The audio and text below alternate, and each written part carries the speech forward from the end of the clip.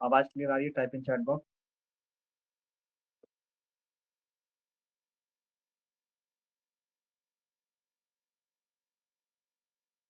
आवाज सभी लोगों में क्लियर आ रही है?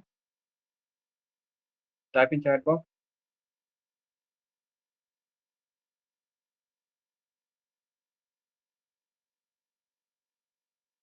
ठीक है।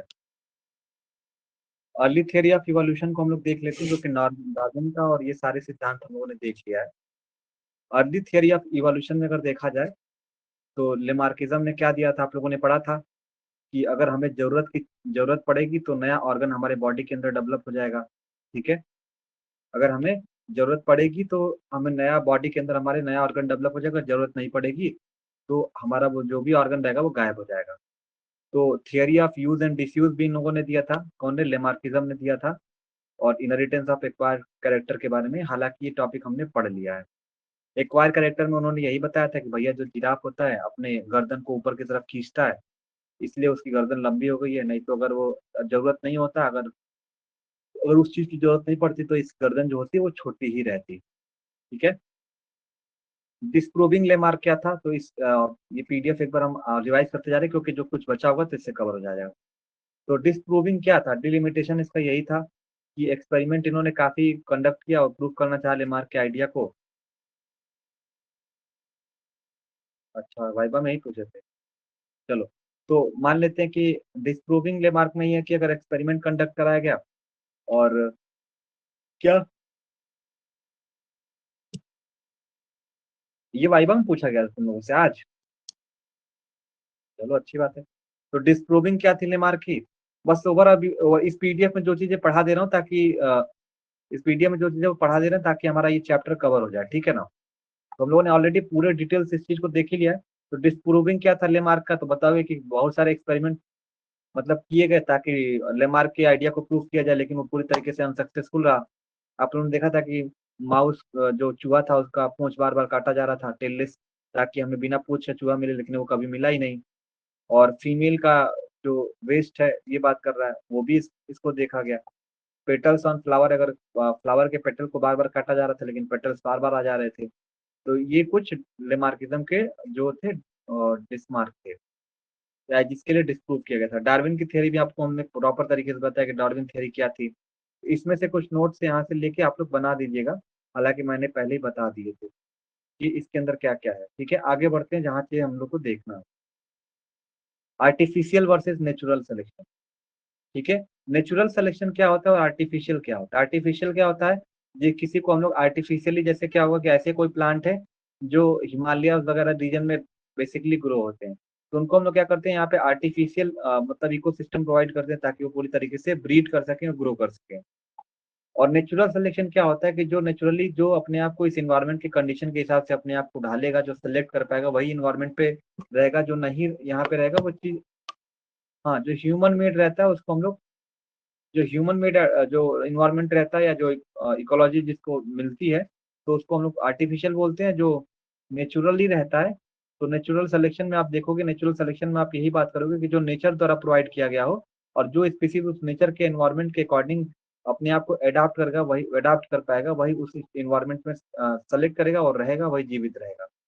तो what is the theory of natural selection? तो आपने पहले भी पढ़ चुका है कि नेचुरल सिलेक्शन की थ्योरी यही है कि जो इन्वायरमेंट के फेवरेबल या फेवर में या बेसिकली उसके अकॉर्डिंग जो यहाँ पे रहेगा वही यहाँ पे फेवर करेगा। तो चार स्टेटमेंट दिए गए थे कि ऑर्गेनिज्म जो प्रोड्यूस होंगे, बहुत सारे ऑफस्प्रिंग प्रोड्यूसर होंगे, और वेरिएशन जो होगा स्पीसीज के अंदर देखने को मिलेगी, क्योंकि दो ऐसे मतलब स्पीसीज एग्जैक्टली सिमिलर नहीं होंगे। ठीक है। तीसरा कंडीशन ये है कि एक दूसरे में कंपटीशन देखने को मिलेगा और इन्वायरमेंट सेलेक्ट करेगा ऑर्गेनिज्म को। तो ये चार पार्ट में हम लोगों ने ऑलरेडी डिटेल में देख लिया है। ठीक है, कोई दिक्कत? नेचुरल सिलेक्शन का आप एग्जांपल यहाँ से ले लोगे, जैसे कि पेपर, यहाँ माथ का जो तुम्हारा एग्जांपल है, तो बताओगे कि जब इंडस्ट्रियल इवोल्यूशन मतलब बिफोर इंडस्ट्रियल इवोल्यूशन जब ब्रिटेन के अंदर देखा जाए, तो ये जो मौत होते थे ना, ये कंफ्यूजल बेसिकली रहते थे। मतलब ये वो स्पीसीज देखिए वो जो मिमिक्री करते हैं, जैसे कि किसी भी अगर इंडेंजर्ड स्पीसीज को देखते हैं तो जो पेड़ होता है उसी के कलर के मतलब हो जाते हैं, मतलब अडॉप्ट कर लेते हैं मतलब अपने आप कलर को चेंज कर देते हैं। जैसे गिरगिट देखा होगा गाँव के अंदर, जो अपने अपने आप को बचने के लिए कलर चेंज देखने को मिलता है, ताकि उसको कोई खा ना पाए। तो वही चीज़ है कि मॉथ एक होता है कि ब्लैक म्यूटेंट की तरह काम करता है, कलरिंग का काम करता है, ताकि वो किसी भी बर्ड द्वारा ईटेन ना हो या खाया ना जाए, या बेसिकली वो बच जाए। तो ये हमारा क्या है, नेचुरल सिलेक्शन का एग्जाम्पल है। अब यहाँ पे हमें जो देखना है इस चैप्टर के अंदर, एविडेंस ऑफ इवोल्यूशन क्या है। एविडेंस ऑफ इवोल्यूशन में हमें फॉसिल्स देखना है, एनाटॉमी देखना है, एम्ब्रियो देखना है, मॉलिक्यूल्स एंड बायोग्राफी देखना है। ठीक है, सबसे पहले बात करेंगे फॉसिल एविडेंस क्या होता है। ठीक है, it show the extinct species. ठीक है, और ये बताता है कि पहले के ऑर्गेनिज्म। फॉसिल का एविडेंस क्या है, तो फॉसिल जो कोई भी ऐसे प्लांट या जो एनिमल जो पहले से जमीन पत्थरों वगैरह में दबे हुए रहते हैं, तो उनको लेके आते हैं। तो हम लोग क्या करते हैं भाई, वही देखते हैं ना कि ये स्पीसीज कौन सा है। फिर उसके बाद देखते हैं कि आज के स्पीसीज से कौन मिलजुल रहा है, मतलब एंशियंट और करंट ऑर्गेनिज्म में क्या डिफरेंस है। फिर उसके बाद इंटरमीडिएट स्पीसीज को देखते हैं कि भाई मॉडर्न स्पीसीज जो है और जो पहले के स्पीसीज और बीच के स्पीसीज में क्या अंतर है, क्या उससे मिल रहा है कि नहीं मिल रहा है। ठीक है, तो यही हमारा क्या होता है, फॉसिल्स होता है। इससे हम लोग फॉसिल्स एविडेंस के बारे में हम लोग स्टडी करते हैं। अब एनाटॉमिकल एविडेंस क्या है। एनाटॉमिकल एविडेंस यही है कि भैया आप देखोगे कि क्या एनाटॉमी में ये सेम है। आप देखिए होगा ना कि होमोलोगस कैरेक्टर और एनालोगस कैरेक्टर इसमें पड़ा होगा ना इवोल्यूशन के अंदर, कि कभी कभी क्या होता है उनका जो फंक्शन होता है स्ट्रक्चरली डिफरेंट होते हैं, लेकिन फंक्शन सेम होता है। कुछ ऐसी बर्ड होती है ना कि स्ट्रक्चर में देखने में अलग दिखती है, लेकिन फंक्शन सेम होता है। कुछ ऐसे बर्ड होते हैं देखे होंगे कि जिनका स्ट्रक्चर डिफरेंट होता है लेकिन फंक्शन सेम होता है। हाँ, तो वही कुछ है, एनाटॉमिकल एविडेंस यहाँ पे यही है कि similar structure found closely related species have common ancestor. तो आप देखो कि यहाँ पे ढेर सारे डाइवर्स स्पीसीज पाई जाती हैं, जो देखोगे कहोगे कि उनका जो स्ट्रक्चर होगा वो सेम देखने के लिए मिलेगा, लेकिन फंक्शन सेम देखने के लिए नहीं मिलेगा, उसको होमोलोगस बोला जाता है। वेसिटिजियल ऑर्गन क्या होता है, स्ट्रक्चर क्या होता है, तो कहोगे वो ऑर्गन जो करेंटली अभी यूज में नहीं है ऑर्गेनिज्म के द्वारा, लेकिन पहले जब देखा जाए, पहले के एरा में, जब पहले के साल कुछ साल पहले देखा जाए तो वो यूज में था, तो उसको वेजिटेरियल ऑर्गन के नाम से जाना जाता है। जैसे कि वेल्स वगैरह में लिम्स पाए जाते थे और डॉल्फिन वगैरह में पैर वह पाया जाता था। ये बता रहा है कि वेजिटेरियल ऑर्गन है, कि देखो अभी ये करेंटली तो हमें देखने को नहीं मिलते ऑर्गेनिज्म के अंदर, लेकिन पहले के जमाने में ये सब पाया जाता था। अब होमोलोगस वर्सेस एनालॉगस आप लोगों ने काफी पढ़ा होगा क्लास 12th में। तो होमोलोगस क्या होता है, एनालॉगस क्या होता है, रिमेंबर। होमोलोगस मतलब क्या होता है, जिसका स्ट्रक्चर सिमिलर हो। एनालॉगस मतलब क्या होता है, कहोगे कि फंक्शन इसका जो सिमिलर हो। फंक्शन देखो देखो, होमोलोगस में स्ट्रक्चर सिमिलर होता है और एनालॉगस में फंक्शन सिमिलर होता है। कहोगे जिसका स्ट्रक्चर सिमिलर हो और फंक्शन सिमिलर ना हो तो उसको होमोलोगस बोलते हैं। एनालॉगस इसका सिमिलर फंक्शन हो और स्ट्रक्चर अलग हो और ओरिजिन अलग हो, उसको एनालॉगस बोला जाता है। ठीक है, आप लोगों ने काफी डिटेल में पढ़ा होगा। तो ये देखो, होमोलोगस स्ट्रक्चर कौन कौन सा है जरा देखो। होमोलोगस स्ट्रक्चर क्या है, जिसका स्ट्रक्चर सेम दिखे लेकिन फंक्शन अलग है। जैसे ह्यूमन का ये हाथ है ना, खाने के लिए इस्तेमाल होता है। देखो इसमें भी फीमरस देखने के लिए मिल रहा है, रेडना, अल्ला और कार्पल देखने के लिए इसमें भी वही देखने को मिल रहा है। लेकिन ये क्या करने के लिए होता है, ये देखो, ये हमारे हाथ है, खाना पीने के लिए काम देते हैं। इसमें क्या देखो, इससे कैट्स क्या होते हैं, रन करती है। बर्ड्स वगैरह देखो सेम चीज उसमें भी पाया जा रहा है। ठीक है ना, ह्यूमरस पाया जा रहा है, रेडिना, अल्ना, कार्पल्स भी पाए जा रहे हैं। लेकिन इसमें क्या होता है, बर्ड्स में ये उड़ने में काम आते हैं। ये कह रहे हो ना कि भैया स्ट्रक्चरली देखने में तो सेम दिख रहे हैं, लेकिन इनका फंक्शन जो है अलग होता है, उसको होमोलोगस स्ट्रक्चर बोलते हैं। ठीक है, कुछ और एग्जाम्पल देखो, जैसे प्लांट के हो गए। प्लांट में अगर देखा जाए तो जैसे बोगनविलिया हो गए, और कुछ टेंडल्स होते हैं। हाँ, इसमें कुछ चीजें फर्स्ट ईयर में थी, फर्स्ट ईयर में थी कुछ चीजें इसकी। तो कहोगे कि ये भले ही डिफरेंट अलग देखने को मिल रहा है, लेकिन इनका जो फंक्शन होता है, पोजीशन होता है, बेसिकली सेम देखने को मिलता है। ठीक है, ये देखो, होमोलोगस ऑर्गन देखने के लिए मिल रहा है। इनका क्या है, स्ट्रक्चर सेम है देखो, लेकिन फंक्शन इनका अलग अलग है। ठीक है, अब यहाँ पे बात करते हैं ग्रेड्यूल मॉडिफिकेशन क्या है। तो बहुत सारे ऐसे केसेस है जहाँ पे ऑर्गन टिश्यू कर देखोगे तो वहाँ पे ग्रेजुअल मॉडिफिकेशन देखने को मिलता है इवोल्यूशन के दौरान। तो यहाँ पे देखोगे कि 3 चैम्बर हार्ट देखने को मिलता है एम्फीबियंस के अंदर। ह्यूमन के अंदर 4 चैम्बर हार्ट देखने के लिए मिलता है। तो ये हार्ट के बारे में बताया क्या जा रहा है कि देखो कैसा कैसे, मतलब कितना डिफरेंस यहाँ पे देखने को मिलता है, तो लगभग सेम देखने के लिए मिलता है। अब आपने देखा होगा कनेक्टिंग लिंक क्या होता है। कनेक्टिंग लिंक वो होता है कि जो दो, जैसे कि दो अलग अलग ग्रुप के प्रॉपर्टी को शो करता है, उसको कनेक्टिंग लिंक। जैसे कि एक होता है कि बर्ड हो गया, एक रेप्टाइल हो गया। तो ऐसा कोई एनिमल है कि जो बर्ड लाइक करेक्ट, बर्ड का भी कैरेक्टर शो कर रहा है और क्या बोलते हैं रेप्टाइल का भी कैरेक्टर शो कर रहा है, तो उसको हम लोग कनेक्टिंग लिंक से नाम से जाना जाता है। तो ये कह रहा है कि ऐसा लिविंग ऑर्गेनिज्म जो कैरेक्टर दिखाता है दो अलग अलग ग्रुप का, उसको हम लोग कनेक्टिंग लिंक बोलते हैं। जैसे कुछ ही ऐसे मतलब सेलेक्टेड एग्जांपल है कनेक्टिंग लिंक के, जैसे आर्क्योपैट्रिक्स हो गया, आप लोगों ने पढ़ा था फर्स्ट ईयर में शायद था। एग्जाम्पल में यूग्लिना बताओगे, यूग्लिना जो होता है डुअल कैरेक्टर शो करता है, प्लांट लाइक और एनिमल लाइक। तो ये देखोगे फोटोसिंथेसिस भी परफॉर्म करता है, और ये कॉन्ट्रेक्टाइल वैक्यूल में आप देखोगे बाइनरी फिजन भी परफॉर्म करता है। तो मैं एनिमल और प्लांट दोनों का बेसिकली कॉम्बिनेशन है, तो यानी कि यूग्लिना एग्जाम्पल हो गया।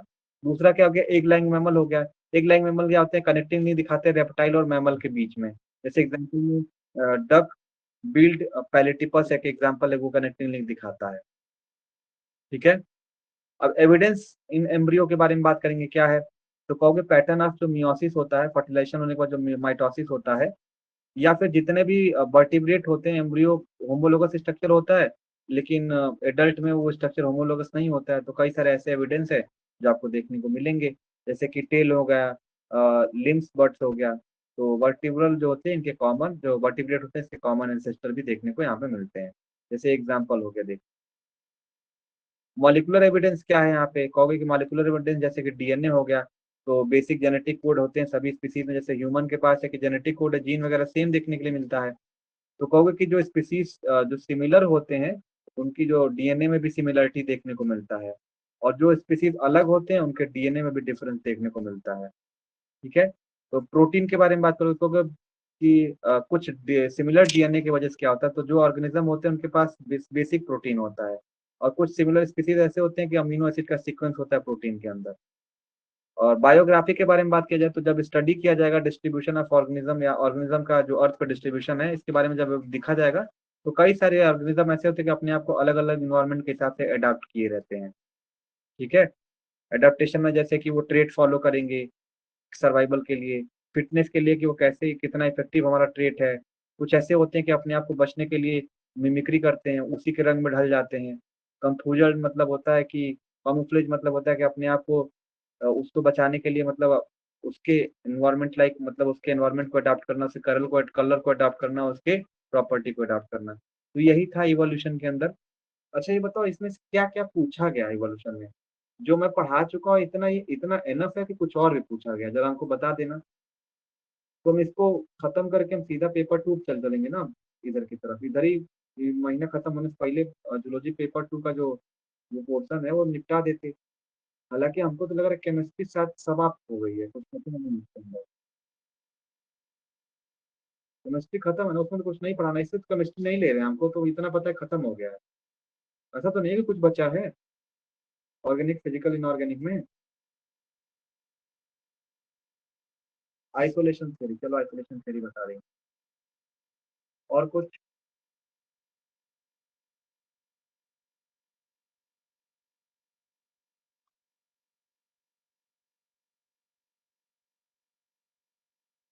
चलो ठीक है, आइसोलेशन थ्योरी बता रही हूँ। ठीक है, लेफ्ट कर जाओ। ठीक है, back to your schedule.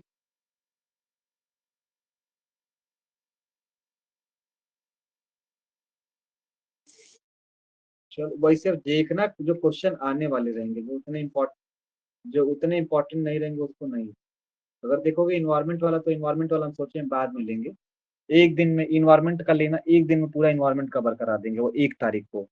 Environment बहुत आसान है, इजी लैंग्वेज में 1 2 घंटे का क्लास लेंगे, वो आसानी से बता देंगे कि हाइड्रोफाइट, एपीफाइट, जीरोफाइट क्या होता है। हिंदी में दिमाग में घुसाते जाएंगे, घुस जाएगा एक बार में। ठीक है। चलो लेफ्ट कर जाओ। हमें कुछ बचा होगा इवोल्यूशन के अंदर, तो हमें लिख के जरा भेज देना कोई लोग फटाक से।